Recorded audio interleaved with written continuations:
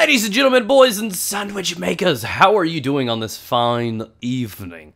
I'm doing good. It's Saturday, and you know what that means, guys.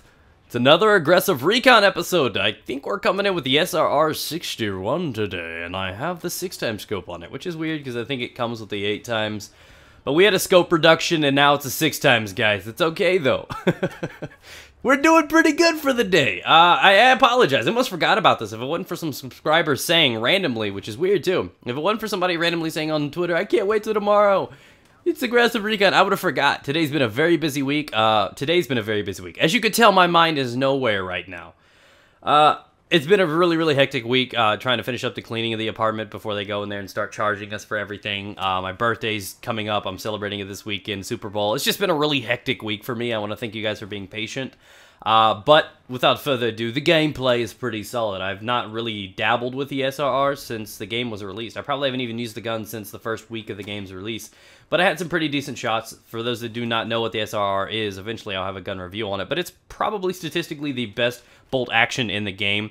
It doesn't perform too well at close quarters. It can, but it doesn't. It's kind of unreliable because of the whole sway and everything. When the way that the bullet deviates after the first shot and you have to chamber the next one in.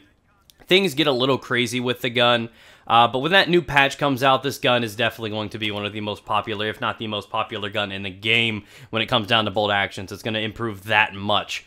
So I'm excited to see when that patch drops and these guns and these snipers get a slight increase in accuracy when it comes down to having those progressive shots. So that's good news, but for now, I want to talk to you guys about something.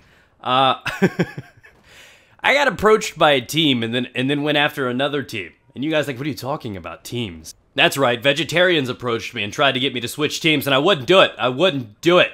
I let the tickets drop to 0 and said, fuck you, carrot eaters. Just kidding. I like vegetarians and vegans and cannibals and whatever the hell else you may be. But seriously, I was in this situation, and I wanted to talk about this to get you guys' opinion. I wanted to gauge the community, not as just a fan of me, but as a fan and as a part of the Battlefield community, to see if you would want to be interested in the uniting of the COD community and the sniping communities as a whole, because I was in talks with a team to take an already existing Call of Duty team. So just use FaZe as an example. It's not FaZe, but use them as an example. And the idea would be come in, get on that channel, and bring a handful of selected raw Battlefield Recon / sniper talent and start creating montages over there. Manage it, head it up. What that would do for the Battlefield crowd is that would bring in a lot of sponsors, and that would be very useful to commentators, for giveaways, for people, all kinds of attention for the team. Eventually would help the pro scene and everything.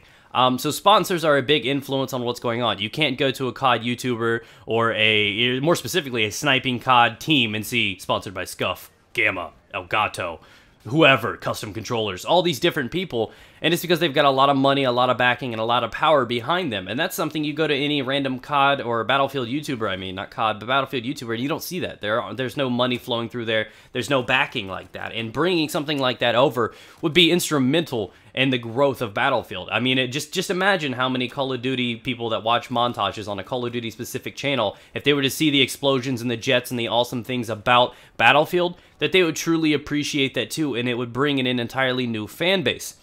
Now, that's one of the major benefits of that. The money would come in, the attentions, the sponsors, possible tournaments, the pro scene could grow. There's so many great benefits of having something like that.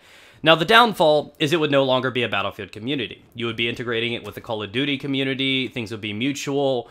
There would be a little bit of hostility there, and we would kind of lose a little bit of what we are. It would then turn into a part of the machine. It would become business-based, and that's something maybe not a lot of people would be too favored about, and it's just one of those things. But again, I think the growth can outdo that.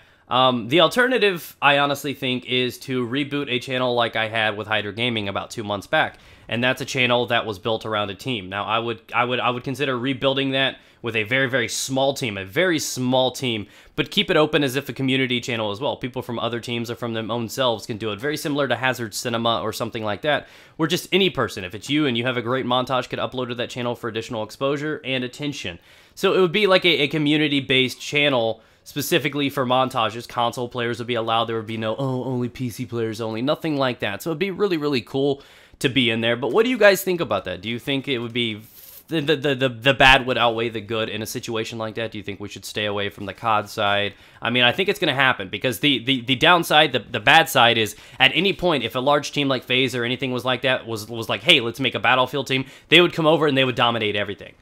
So to me, I think it's just a matter of time before that popularity happens. So we can either choose to build a major channel ourselves right now, or join the team and have it led up and managed by me, and we can try to morph it into what we want. So tell me what you guys think. I mean, I think things are changing. Which way would you like it to go? Let me know. Leave your opinions on how that would be down in the description below. But have a great day, guys. Be sure to smash that like button and subscribe because there'll be another episode next Saturday. Take care, ladies and gentlemen.